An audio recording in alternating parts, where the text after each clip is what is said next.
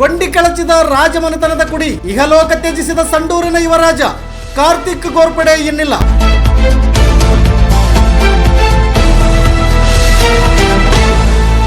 ಬೆಂಗಳೂರಿನ ನಿವಾಸದಲ್ಲಿ ಇಂದು ಬೆಳಗಿನ ಜಾವ 5 ಗಂಟೆ ಸುಮಾರಿಗೆ ಆಕಸ್ಮಿಕ ಸಾವು. ಬೆಂಗಳೂರಿನ ಹೆಬ್ಬಾಳದ ಚಿತ್ತಗಾರದಲ್ಲಿ ಮೃತರ ಅಂತ್ಯಕ್ರಿಯೆ ನಡೆಸುವುದಾಗಿ ಮೃತರ ಆಪ್ತರ ವಲಯದಿಂದ ಕೇಳಿ ಬಂದಿರುವಂತಹದ್ದು.